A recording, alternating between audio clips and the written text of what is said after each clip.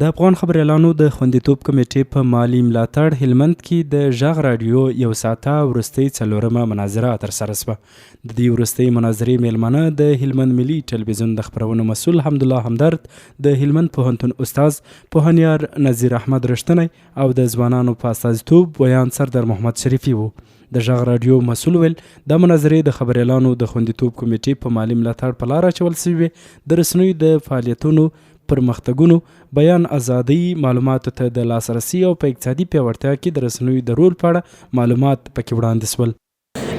دا واقعیت هم چې دا به ډېرې ښه اغېزې ولري د ځوانانو ترمنځ، هغه زموږ ژورنالیستان، د رسنیو مسؤلین، استازې، د هغه ترڅنګ د دولت ترمنځ چې کوم واټن وي هغه به له منځه وړي او د راتلونکي دپاره به نور هم ښه کوي او بریالي به راګرځي د دې مناظرو له لارې. د مناظرې ګډونوالو ویل دا ډول مناظرې معلوماتو ته د لاسرسي او مخامخ د خبریالانو ستونزو اورېدو په برخه کې خورا اغېزمنې دي. مناظرې، خبرې اترې او په اصطلاح سره د نظرونو اوریدل دا د انساني فکرونو د تکامل وسیله ده. د خبریالانو خوندیتوب د ټولنې غوښتنه ده او د هر انسان یو مسؤلیت دی.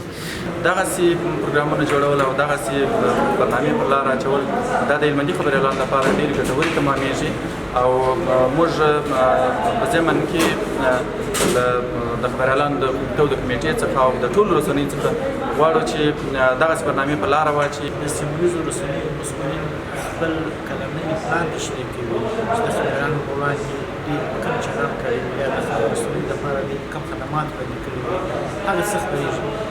ویلی سو چې د آزادو رسنیو د ملاتړ راډیو څلور یو ساعته مناظرې ترسره شوي دي چې تر ډیره بحثونه د خبریالانو خوندیتوب، د مطبوعاتو ازادي، معلوماتو ته د لاسرسي او د هیواد په پرمختګ کې د رسنیو پر رول ورټولې وي.